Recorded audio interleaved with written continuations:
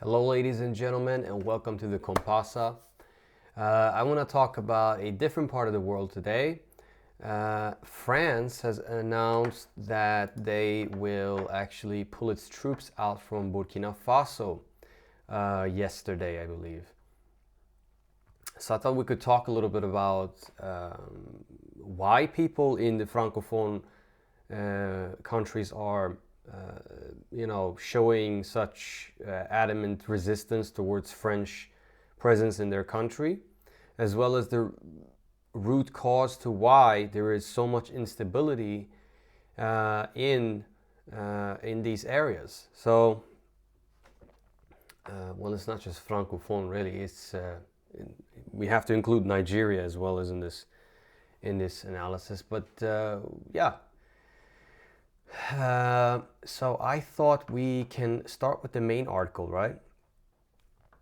So Burkina Faso unrest. France agrees to pull its troops out.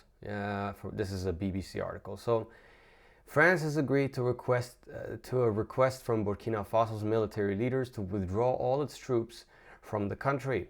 Burkina Faso, which is currently battling an Islamist insurgency, says it wants to defend itself.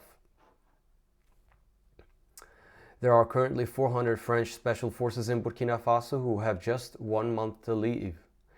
On Thursday, France said it would also recall its ambassador to the country for consultations. Burkina Faso's junta had demanded the ambassador's replacement over his comments about the country's deteriorating security situation. Last year, French troops also left neighboring Mali, where they had spent 8 years fighting jihadists. France has kept also close military links with many of its former colonies in West Africa and has been helping several of them fight jihadists who are active across the region under a now terminated Operation Barkhane. Some 3,000 French soldiers are still deployed in West Africa, mostly in Niger and Chad. Its continued ties, especially economic, have led to some resentment of its influence, which Russia has tapped into. Both Mali and Central African Republic are now working with the Russian mercenary group Wagner. Burkina Faso has denied reports it will also engage with the Wagner group against the jihadists, but a liaison team from mercenaries has already visited, according to the AFP news agency. A French Foreign Ministry spokesperson confirmed that the Burkinabe government had sent a written request for its troops to leave. We will respect the terms of the agreement by honoring this request, the spokesperson said. Burkina Faso has been hit by a decade-long insurgency that has forced nearly 2 million people from their homes. Most recently, suspected jihadists kidnapped around 60 women who were foraging for food in the north of the country. And at the start of the month, bodies of 28 people who had been shot dead were found in the northwestern town of Nouna. The women have since been released. Since Captain Ibrahim Traoré seized power in Burkina Faso in September, there has been widespread speculation that he might start working with the Russian mercenaries, which neighboring Ghana described as distressing. Captain Traoré has promised to win back territory from jihadists and to hold democratic elections in July 2024. Yes. And actually, the BBC wrote an article on why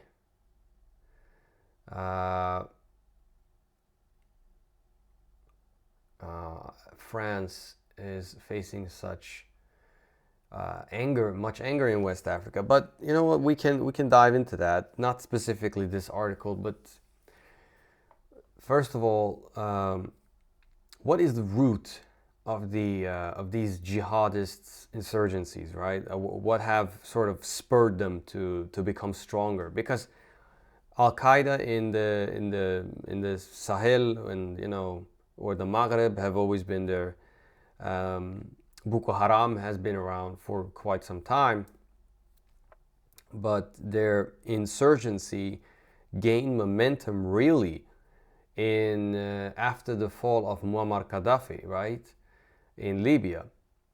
And after Gaddafi fell, first of all, many Tuareg people, which are a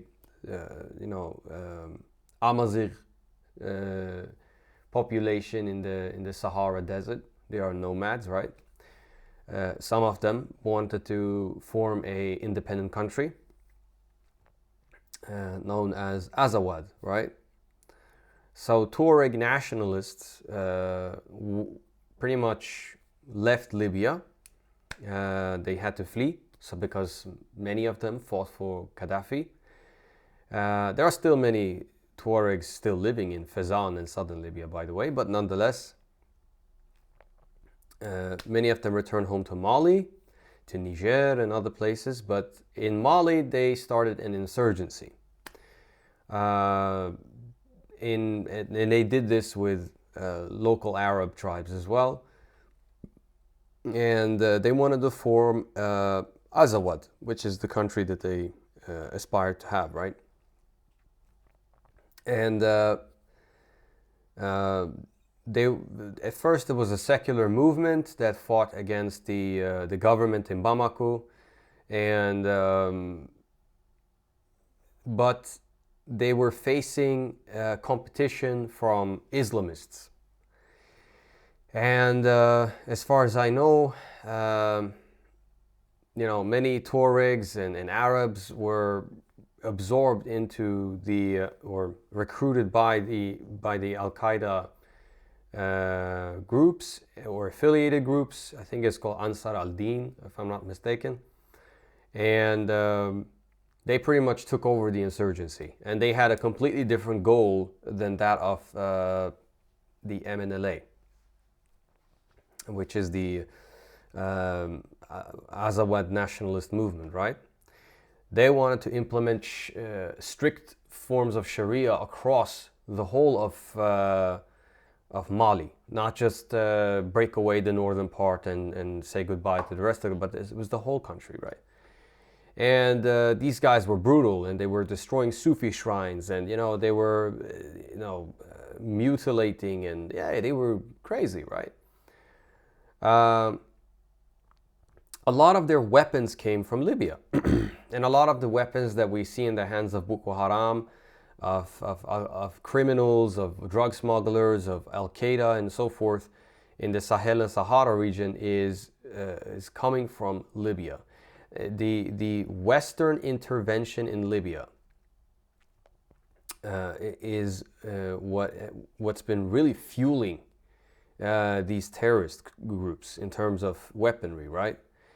And why did they have to destroy Libya? Well, Muammar Gaddafi in 2011, even prior, 9 and 10, had proposed to introduce a African gold dinar currency. And this gold dinar currency would have outcompeted, for instance, the dollar and the French what's the name of the French currency in West Africa? FRC, I think it was, yes. This was all leaked out in WikiLeaks as well, by the way. You also have the fact that France is still to this day actually taxing 14 countries in its former colonies, which is crazy, right? So we're going to go through some of that. So I thought we can go through one article here on theecologist.org. So it says here, why Gaddafi had to go, African gold, oil, and the challenge to monetary imperialism. What was NATO's violent intervention in Libya really all about? Now we know, writes Ellen Brown, thanks to Hillary Clinton's recently published emails. It was to prevent the creation of an independent and hard currency in Africa that would free the continent from the economic bondage under the dollar, the IMF, and the French franc. Yes, shaking off the last heavy chains of colonial exploitation. The brief visit of then Secretary of State Hillary Clinton to Libya in October 2011 was referred to by the media as a victory lap. We came, we saw, he died, she crowed in a CBS video interview on hearing of the capture and brutal murder of Libyan leader Muammar al-Gaddafi. But the victory lap, writes Scott Shane and Joe Becker in the New York Times, was premature. Libya was relegated to the back burner by the State Department as the country dissolved into chaos, leading to a civil war that would destabilize the region, fueling the refugee crisis in Europe, and allowing the Islamic State to establish a Libyan haven that the United States is now desperately trying to contain. U.S. NATO intervention was allegedly undertaken on humanitarian grounds after reports of mass atrocities, but human rights organizations questioned the claims after finding a lack of evidence. Well, I would actually, today, however, verifiable atrocities are occurring. Let me speak on that. Pretty much all the claims made by the Libyan opposition, that is to say the National Transnational Council, the NTC, have been admitted to be lies, even by themselves, right? The first lie that Gaddafi was going to use or give Viagra to his soldiers to rape women in Benghazi, they admitted this was a lie. I think even the British Parliament admitted this was a lie. Now, many years later, I remember I listened to a Swedish documentary about the intervention in Libya. And they interviewed, including Swedish pilots, because Sweden took actually part in this imperialist onslaught by sending reconnaissance planes to give intelligence to where NATO can bomb Libyan, well, they would probably say Libyan military targets, but it wasn't just military targets. There were plenty of civilian targets bombed as well.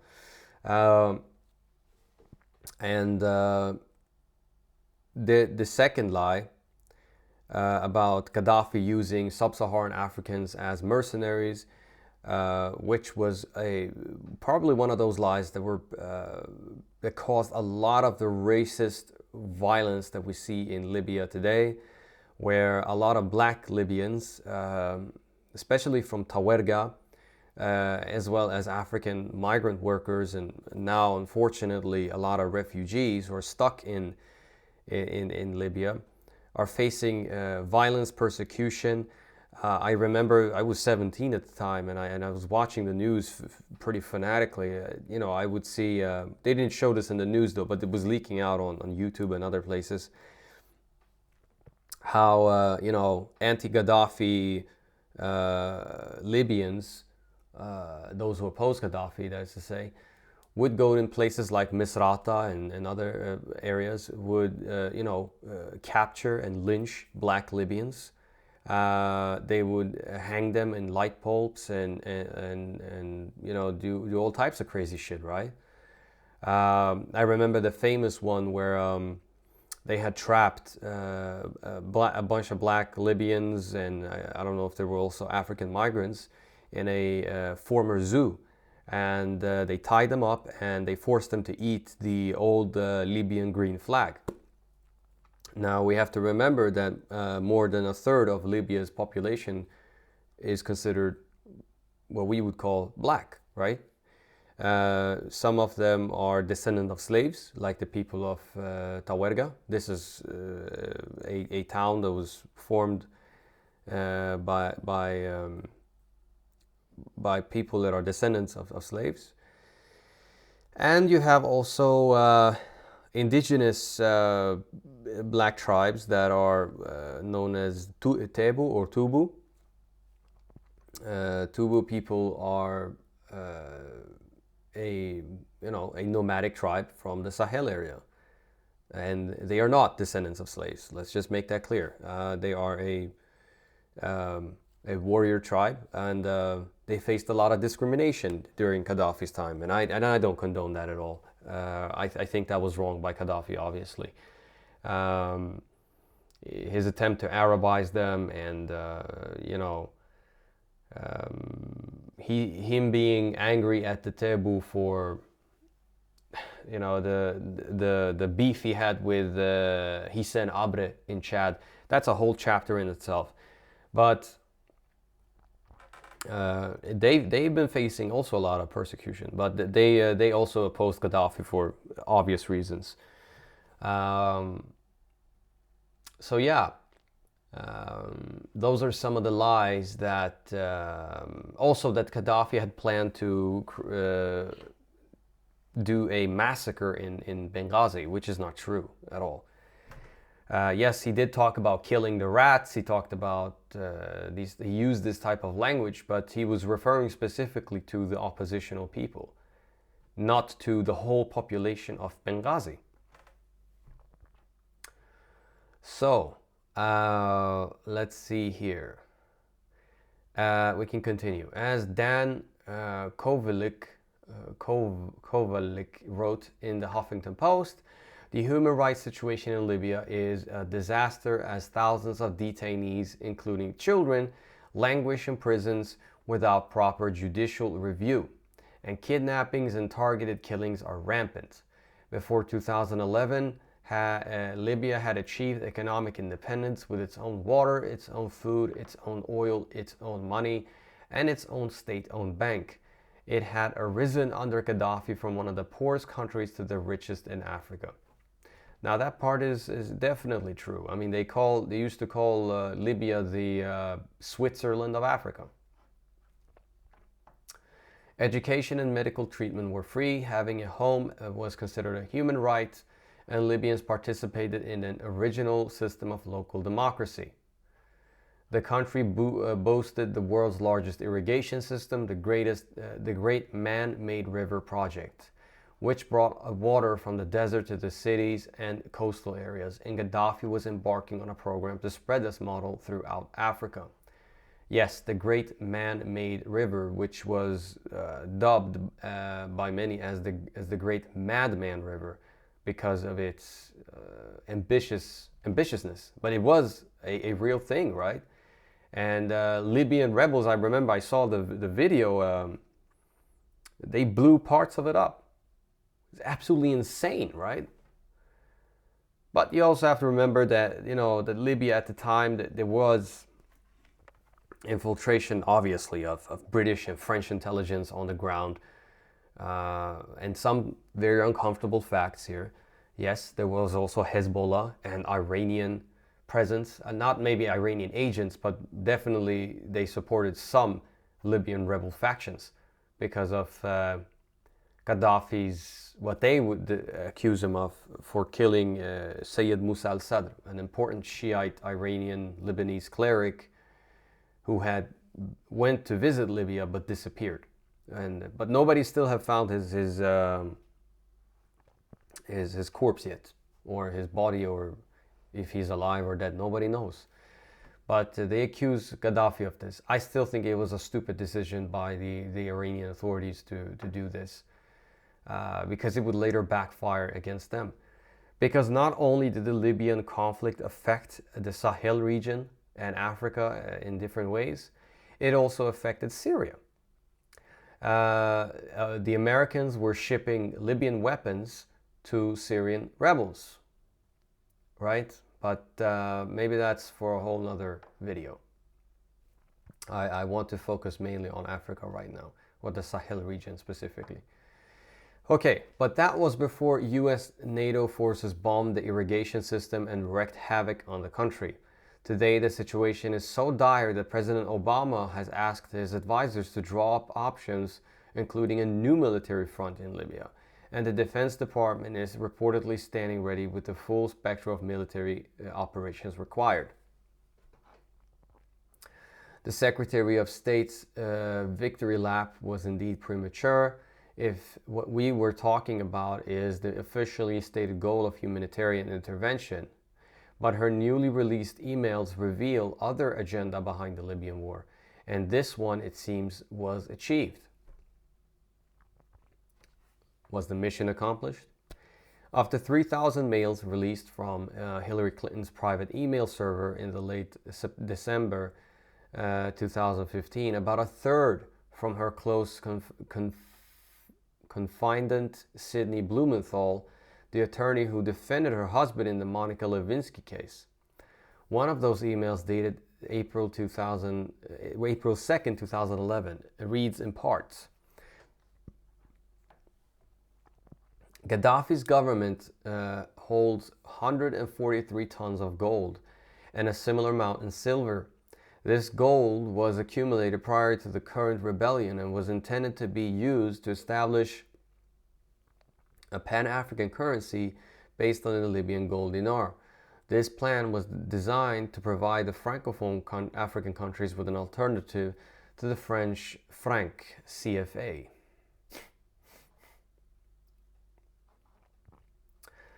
In a source comment, the original declassified email adds, according to knowledgeable individuals, this quality of gold and silver is valued at more than 7 billion.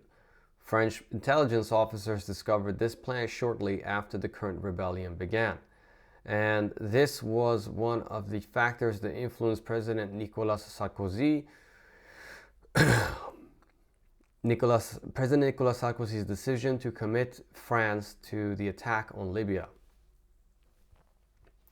According to these individuals, Sarkozy's plans are driven by the following issues: a desire to gain a greater share of Libya oil production, increase French influence in North Africa, improve his internal political situation in France, and provide the French military with the opportunity to assert its position in the world, address the concern of his advisors over Gaddafi's long-term plans to supplant France as the dominant power in Francophone Africa. Yes, conspicuously absent is any mention of humanitarian concerns. The objectives are money, power, and oil. Other explosive confirmations in the newly published emails are detailed by investigative journalist Robert Perry. They include admissions of rebel war crimes, of special ops trainers inside Libya from nearly the start of protests, and of Al-Qaeda embedded in the US-backed opposition. Key propaganda themes for violent intervention are acknowledged to be more rumors. Perry suggests that they may have originated with Blumenthal himself.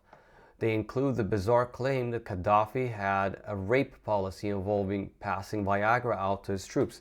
The same so-called rape policy was actually used again to accuse Russian troops of the same thing, by the way. But those of us who can peep through the propaganda knows this is nonsense, right? A charge later raised by UN Ambassador Susan Rice in a UN presentation.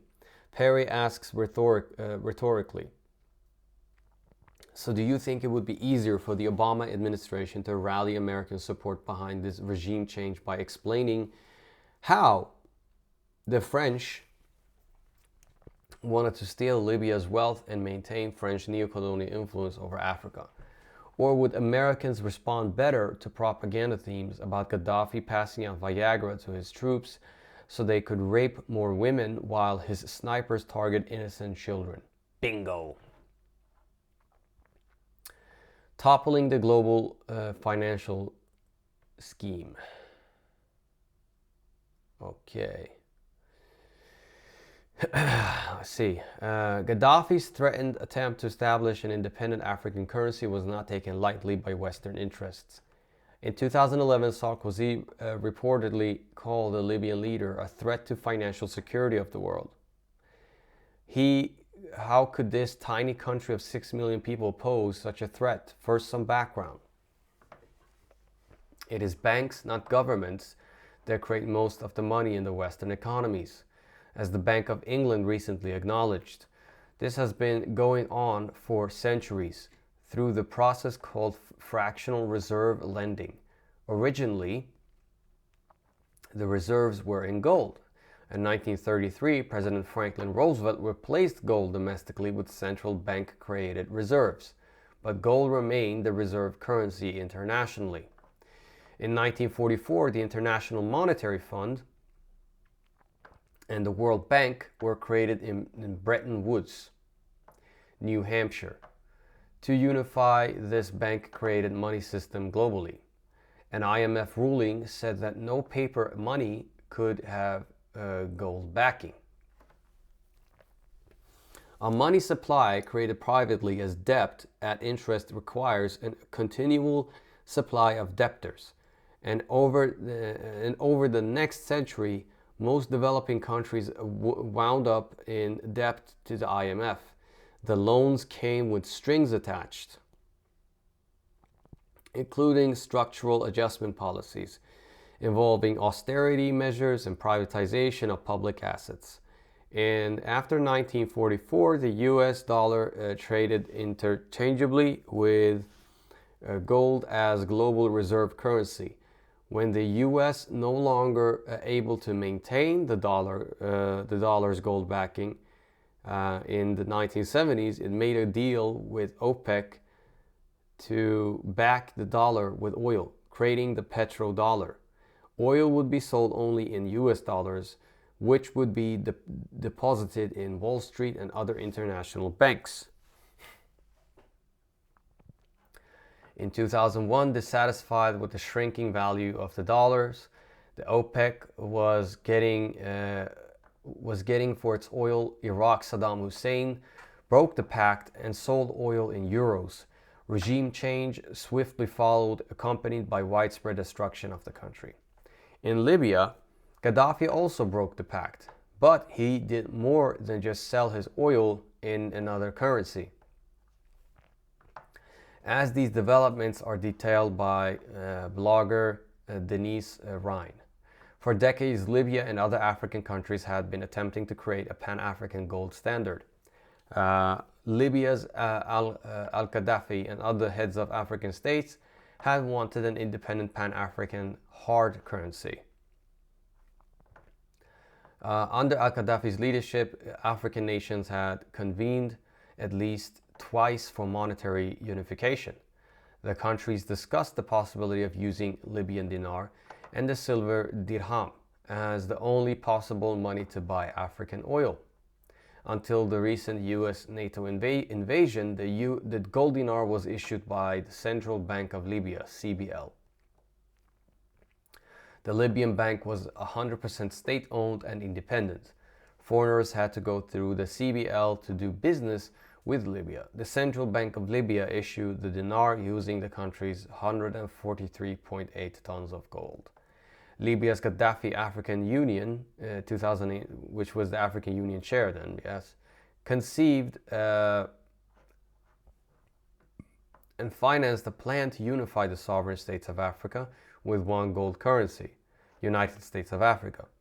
In 2004, a Pan-African Parliament, 53 nations, laid plans for the African Economic Community with a single gold currency by 2023. African oil producing nations were planning to abandon the petrodollar and demand gold payment for oil and gas. Now, these things are extremely important to know because, like I said before, a lot of the background of the chaos that we see in the Sahel and the Sahara are due to the destruction of Libya and the ousting of Muammar Gaddafi.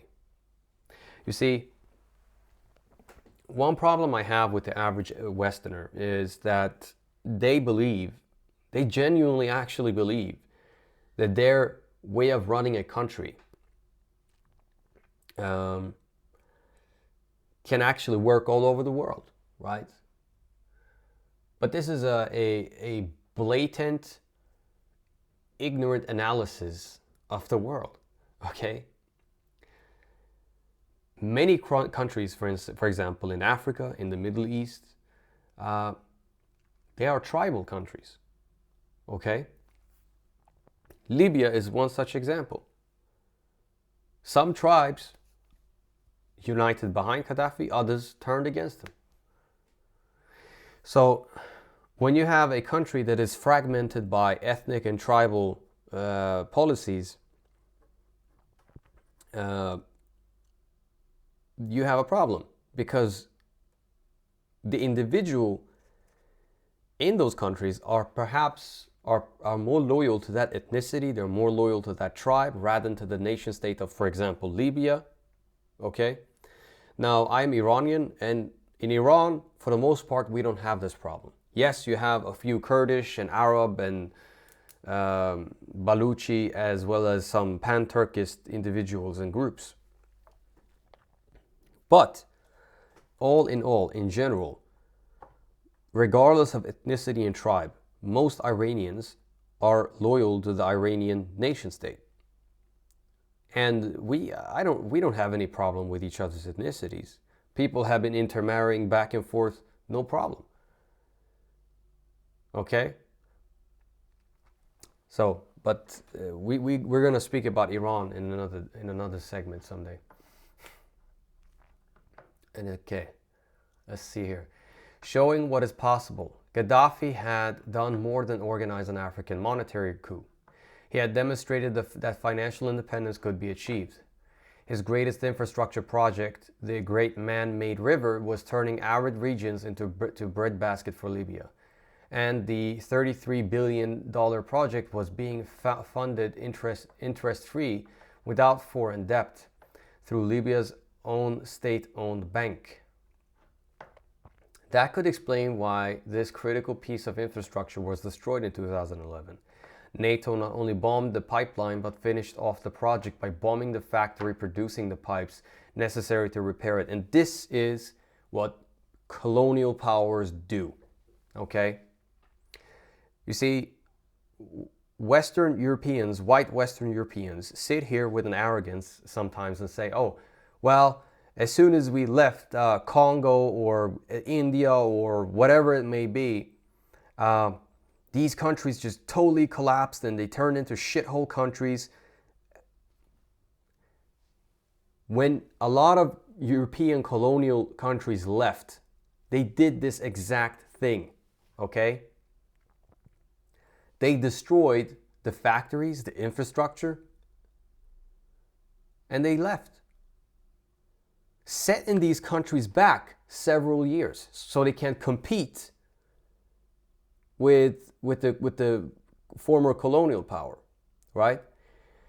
And if we're going to look at the invasion of Iraq, for instance, a lot of the educated Iraqis were actually murdered by the Americans or via proxies by the Americans, okay? When Italy invaded Ethiopia, and for a short period of time they occupied Ethiopia, they actually killed off all the intellectual people. I think up to a certain, like the people who were very highly educated, right? And this was a way to destroy, to make sure that Ethiopia cannot become a industrial and economic and military powerhouse. When the Belgians left Congo, they did a similar thing. They destroyed. I even read somewhere that they destroyed the street lights. This is how petty these motherfuckers are. Sorry for cursing, but really, these colonial powers, they do these things. So.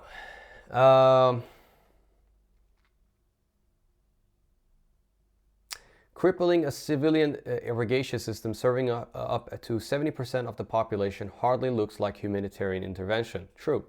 Rather, as a Canadian professor, Maximilian Fort put it in his heavily researched book, Slouching Towards Sirte, NATO's War in Libya and Africa. The goal of U.S. military intervention was to disrupt an emerging pattern of independence and a network of collaboration within Africa that would facilitate increased African self-reliance. This is at odds with the geostrategic and political economic ambitions of extra continental European powers, namely the US. Mystery solved. Hillary Clinton's emails shed light on another enigma remarked on by early commentators. Why, within weeks of initiating fighting, did the rebels set up their own central bank? Robert Wenzel wrote in the Economic Policy Journal in 2011. This suggests we have a bit more than a ragtag bunch of rebels running around, and that there are some pretty sophisticated influences. I have never before heard of a central bank being created in just a matter of weeks without a popular uprising. Weeks out of a popular uprising. It was all highly suspicious, but as Alex Newman concluded in a November 2011 article, whether salvaging central banking and the corrupt global monetary system were truly among the reasons for Gaddafi's overthrow may never be known for certain, at least not publicly. There the matter could have remained suspicious but unverified, like so many stories of fraud and corruption, but for the publication of Hillary Clinton's email after an FBI probe. They add substantial weight to Newman's suspicions. Violent intervention was not chiefly about the security of the people. It was about the security of global banking, money, and oil. Well, we shouldn't be surprised about that. But hey, Europe, people of Europe, actually, you are being economically slaughtered as well as we're speaking. France, Germany, because the leaders in these countries, including Sweden where I live, are not loyal to the people of their respective countries. They're loyal to big finance capital in Wall Street. That's the reality. They take orders from their masters over there. And it's a sad thing, you know. It's even worse, at least in France and in parts of Germany. I've seen people protest. I've seen people in Czech Republic protest. In Moldova, they're protesting against what their governments are doing. But in Sweden, it is complete dead silence. This is one of the most Americanized societies I have ever seen. And yet they sit here and claim that, oh, we're unique. We're not like the Americans and blah, blah, blah. No. Our economic model is pretty much American, or is slowly becoming more and more American, at least. And, you know, our pop culture is pretty much very Americanized with the whole gangster rap movement and the whole stupidification, if I'm going to use that word, of the population, especially the younger population. I mean, it's like they're completely oblivious. They don't care about what's going on around them. They don't want to know. Okay? They're too busy making TikTok dances and shit. It's extremely sad to see. But nonetheless, let's go over to the article from Pan-African Visions, and they speak of these 14 African countries that are forced to pay tax to France, that is to say. I also want to say one more thing. One of the reasons why the Francophone countries who don't want French intervention in their nations and want to replace them with Russian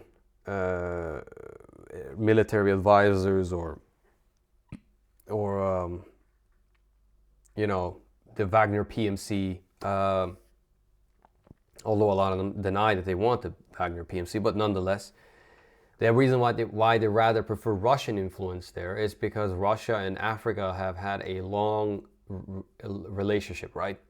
The Soviet Union back then supported pretty much all the anti-colonial struggles over there. So it for them, it's, you know, it makes sense, I guess. But we'll see what the results will yield when they hire Russian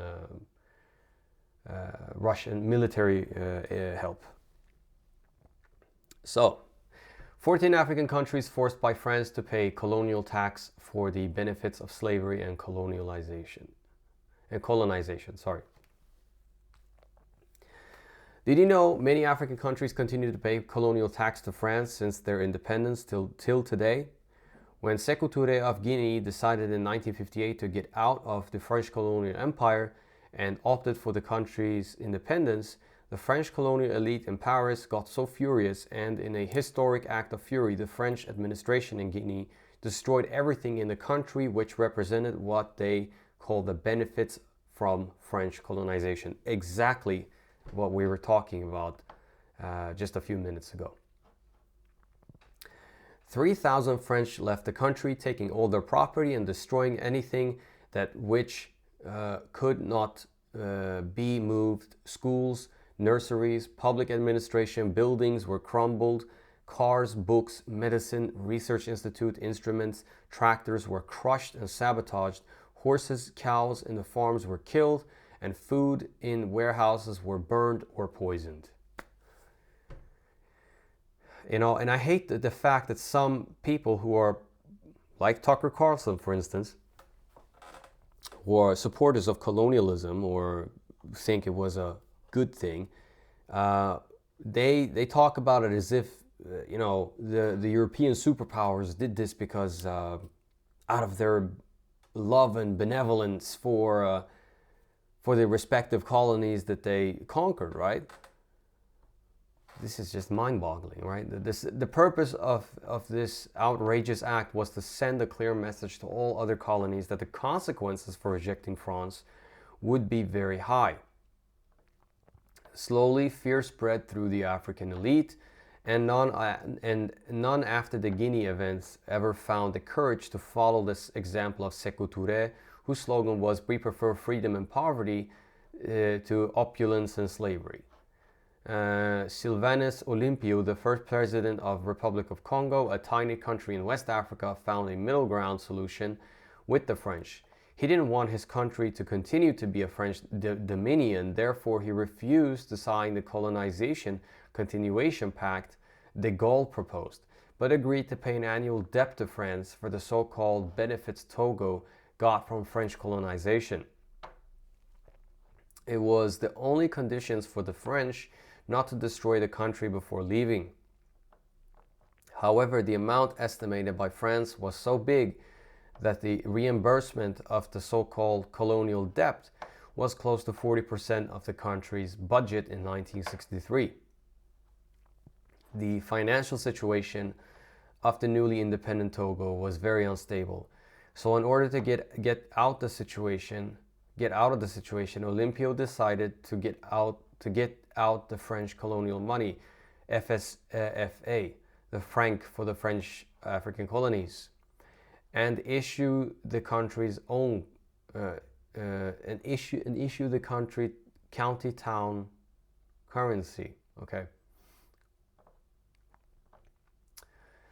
On January 13th, 1963, 3 days after he started printing his country's own currency, a squad of illiterate soldiers backed by France killed the first elected president of newly independent Africa. Olympio was killed by an ex-French Foreign Legionnaire Army sergeant called Etienne Gnassingbé, who supposedly received a bounty of $612 from the local French embassy for the hitman job.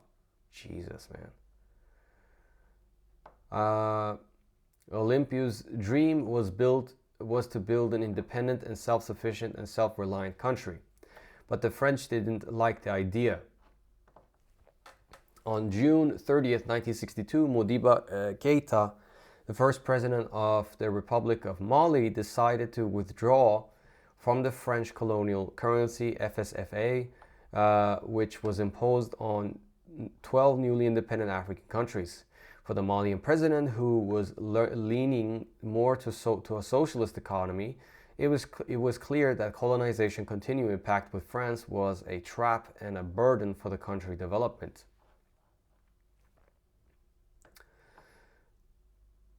Let's see. On November On November 19th, 1968, like Olympio, Keita will be the victim of a coup carried out by a number of ex-French foreign legionnaires, the Lieutenant Moussa Traoré. In fact, during the turbulent period of African fighting to liberate themselves from European colonization, France would repeatedly use many ex-foreign legionnaires to carry out coups against elected presidents. On January 1st, 1966, Jean Bedel Bokassa, an ex-French foreign legionnaire, carried a coup against David Dacko, the first president of the Central African Republic. On January 3rd, 1966, Maurice Yameogo, the first president of Republic of Upper Volta, now called Burkina Faso, was a victim of a coup carried by Aboubakar Sangoule Lamizana, an ex-French legionnaire who fought with French troops in Indonesia and Algeria against these countries' independence. On 26th of October 1972, Matthew Kérékou, who was a security guard to President Hubert Maga, the first president of the Republic of Benin, carried a coup against the president after he attended a French military school from 1968 to 1970. Yeah, have you noticed that all of these so-called French foreign legionnaires are actually, like Africans they hired from the respective countries? You got a lot of traitors over there, man. But anyway, in fact, during the last 50 years, a total of 67 coups happened in 26 countries in Africa. 16 of those countries are French ex-colonies, which means 61% of the coups happened in Francophone Africa. Damn.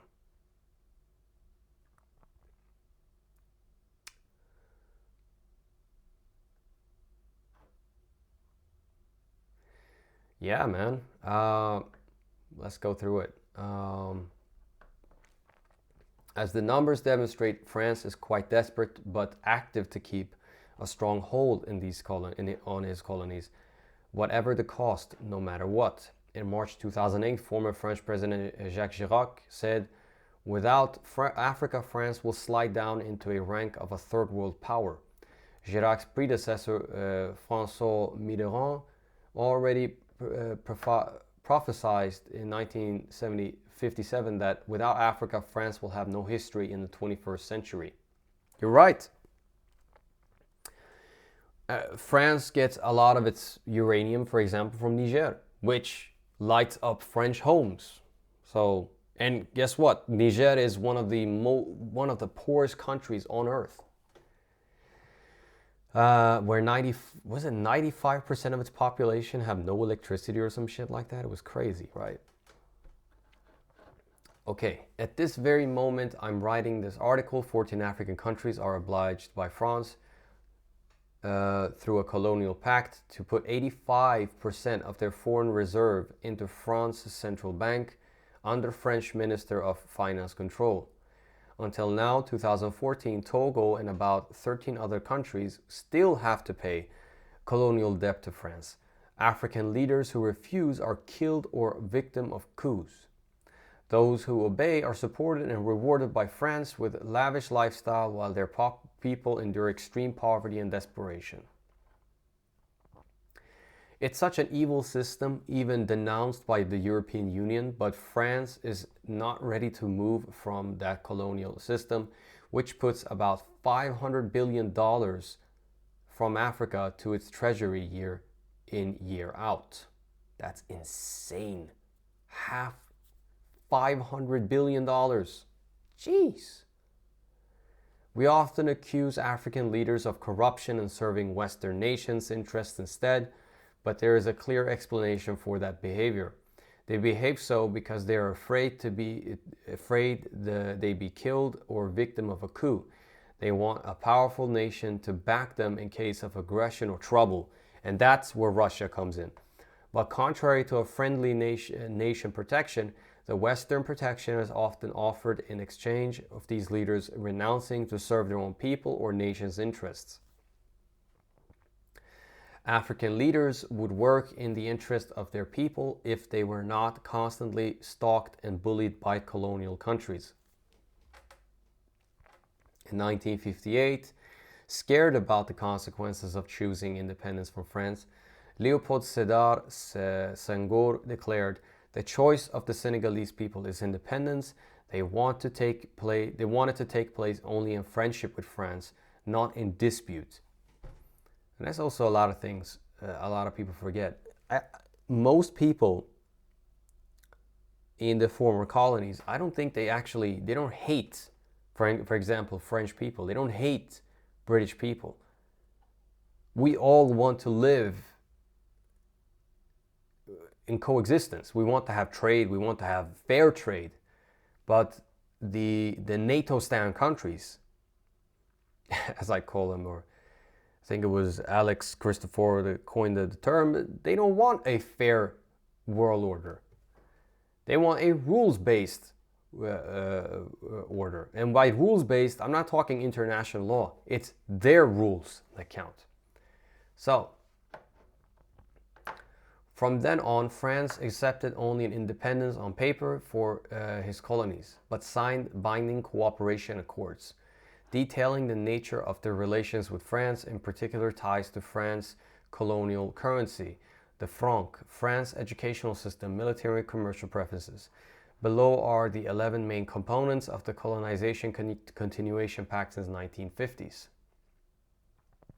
By the way, Sweden was also part of this occupation of Mali, may I add. And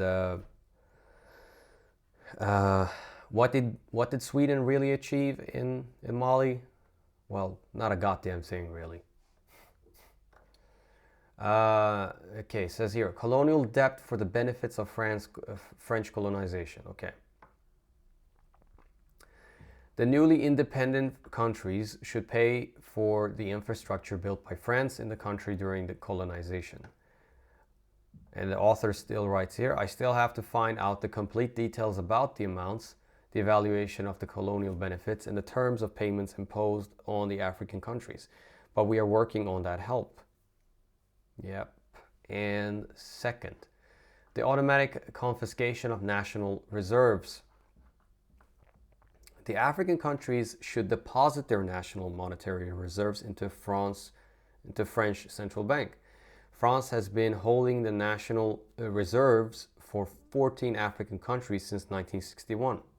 Benin, Burkina Faso, Guinea-Bissau, Ivory Coast, Mali, Niger, Senegal, Togo, Cameroon, Central African Republic, Chad, Congo, Brazzaville, Equatorial Guinea, and Gabon. The monetary policy governing such a diverse aggregation of countries is uncomplicated because it is, in fact, operated by the French Treasury without reference to the central fiscal authorities of any of the WAEMU or the CMAC. Under the terms of the agreement which set up these banks and the CFA, the central bank of each African country is obliged to keep at least 65% of its foreign exchange reserves in an operations account, held at the French Treasury, as well as another 20% to cover financial liabilities. Let's see.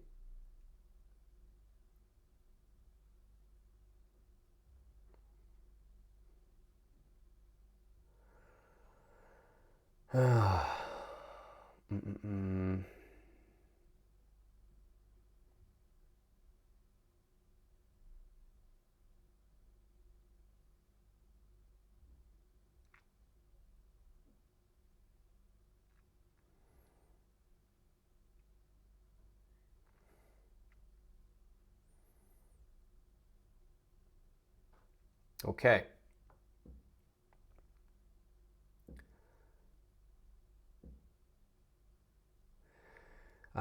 Sorry about that. The CFA central banks also impose a cap on credit extended to each member country equivalent to 20% of that country's public revenue in the preceding year.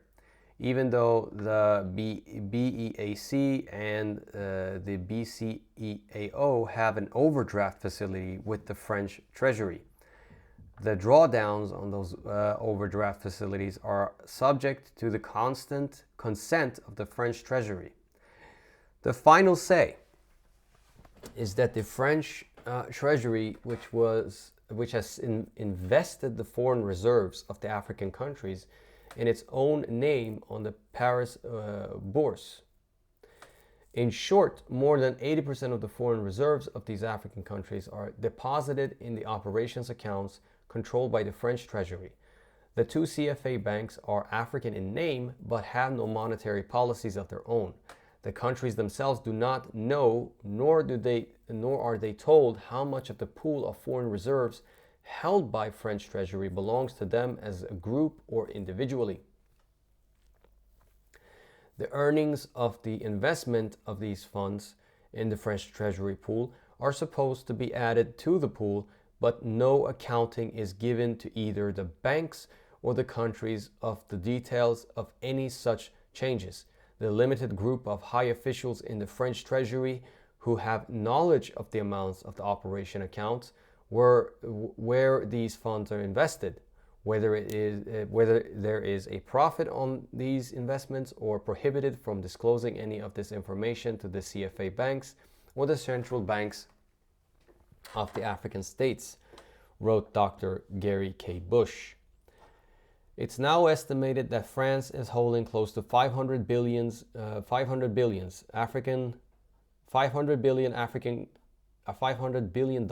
African countries' money in its treasury, and would do anything to fight anyone who want to shed a light on this dark side of the old empire. The African countries don't have access to that money. France allows them to access only 15% of the money in any given year. If they need more than that, they have to borrow the extra money from their own 65% from the French Treasury at commercial rates.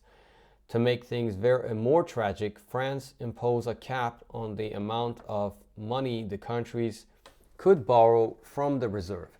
The cap is fixed at 20% of their public revenue in the preceding year. If the countries need to borrow more than 20% of their own money, France has a veto. Yes. So there are a bunch of obligations that these countries have to do. I'm not going to read them all in detail, but I can just read the headlines. So the right for France to pre-deploy troops and intervene military in the country to defend its interests. That's one of them. Obligation to make French the official language of the country and the language for education. Obligation to use France's colonial money, FCFA, or FCA. Obligation to send France annual balance and reserve report. Renunciation to enter into military alliance with any other country unless authorized by France. And 11, obligation to ally with France in a situation of war or global crisis. And that, my friends, is why African countries rather do trade and have military alliances with China and Russia. Because none of these countries assassinate their leaders, they don't topple their governments. And yes, sure, they are there to make a profit. I'm not denying that. They are business people at the end of the day. But emphasize on business, okay? They're not there to spread values. They're not there to, keep lectures to African leaders about human rights and these things and, certain, sexual lifestyles. I'm not going to go into more detail on that because of YouTube policies, but you get my point. In fact, African leaders, when Lavrov came to Africa, to the African Union, and speak and talk to the African leaders, as well as Putin for that matter, one thing that the African leaders would say is that, when the West comes here, they talk to us like we're children. They give us a lecture. And yeah, we don't like that for understandable reasons. Um, so, you know, the EU and the United States shouldn't be really surprised if African countries are neutral in the whole Ukraine conflict. To me, it's not a surprise at all. So there you go, ladies and gentlemen. These are the reasons why the people of West Africa, and in particular, as we were speaking about Burkina Faso, which pretty much, I think, in my opinion at least, produced probably the greatest Pan-African leader of all time, which was Thomas Sankara. Because the reason why I say that is because he achieved so much. I mean, in terms of material development, right? In terms of infrastructure, food self-sufficiency, vaccination against polio and these diseases. And unfortunately, he was betrayed by his best friend, which is Blaise Compaoré, and with the help of the French, he assassinated Thomas Sankara. Okay, ladies and gentlemen, I know this was a long one, but I appreciate you for having patience, and I hope you found this topic interesting, and thank you for listening. Give this video a like, share this video, and subscribe to the channel. Thank you very much.